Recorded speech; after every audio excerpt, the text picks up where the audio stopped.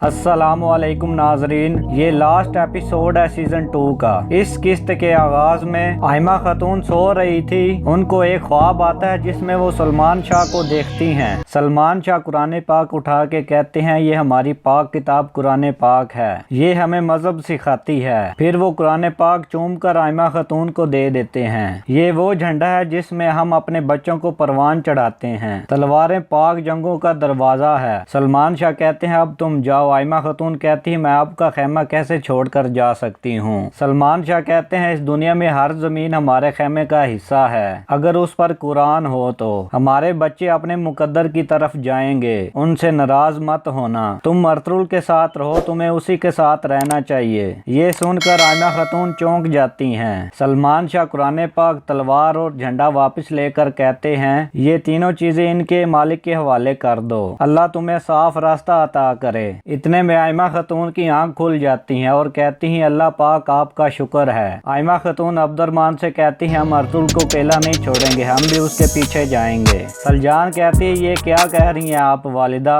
आयमा खातून कहती है अब मेरे जाने का वक्त है बेटी। अब्दुर्रहमान दुमरल से कहते हैं मैं और आयमा खातून अर्तुल साहब के पीछे जा रहे हैं। ये सुनकर सब सिपाही कहते हैं हम भी आपके साथ जाएंगे।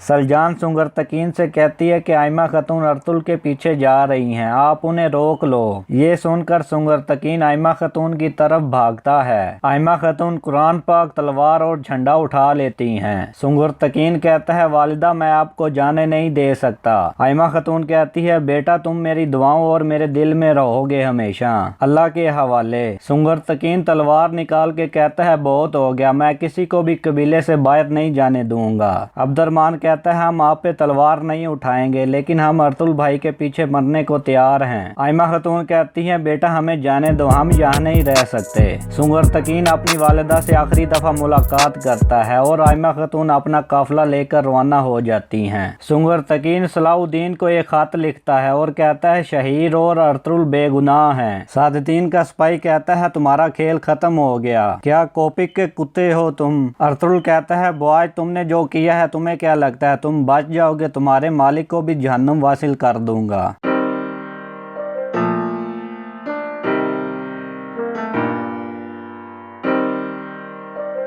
बुआज शहीर को बुरी तरह जख्मी कर देता है और दुरू अर्तुल के बच्चे को लेकर भाग जाता है। अर्तुल कहता है मेरे बच्चे से खंजर हटा लो, तुम्हारा मसला मेरे साथ है। दूसरी तरफ बुआज अर्तुल का निशाना लेने लगता है।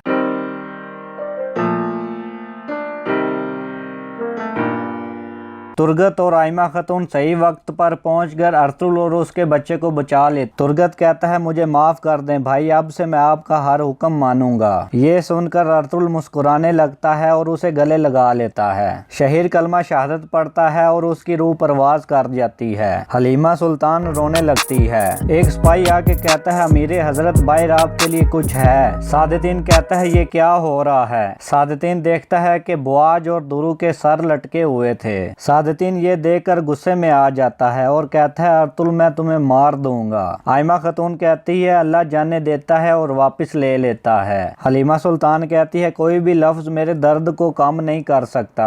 इब्नुल अरबी कहते हैं हम भी आपके सफर में शामिल होने आए हैं। इब्नुल अरबी कहते हैं इस काफिले को अल्लाह पाक कामयाबी अता फरमाए। शाम को सब इकट्ठे बैठे हुए थे। आयमा खातून कहती है अब से सलमान शाह का कबीला अर्तुल के हवाले है। अर्तुल कुरान पाक को चूमता है। आयमा खातून कहती हैं अल्लाह पाक तुम्हें दोनों जहानों में कामयाब करे बेटा। अर्तुल कहता है आमीन। इब्नुल अरबी दुआ करते हैं और कहते हैं या अल्लाह पाक अर्तुल साहब को अपना झंडा लहराने की ताकत अता फरमा। अर्तुल कहता है मैं अपनी तलवार की कसम खा के कहता हूँ मैं अपने कबीले को हमेशा फतेह याब करूंगा, अल्लाह हमारी मदद फरमाए। ये सुनकर सब लोग अल्लाह अकबर के नारे लगाने लगते हैं। अर्तुल कहता है मेरी गैर मौजूदगी में अर्तुग साहब कबीले के सरदार होंगे, इनका हुक्म मेरा हुक्म होगा। अर्तुल सिपाहियों से कहता है तुर्गत आपसे आपका कमांडर है। तुर्गत आगे आके अर्तुल को गले लगा लेता है। अर्तुल का काफिला अपनी मंजिल की तरफ रवाना था। अर्तुल अपने काफिले की निगरानी कर रहा था और पीछे आके अपने घोड़े को हवा में बुलंद करता है और यहाँ पे इस किस्त का इख्तिताम हो जाता है।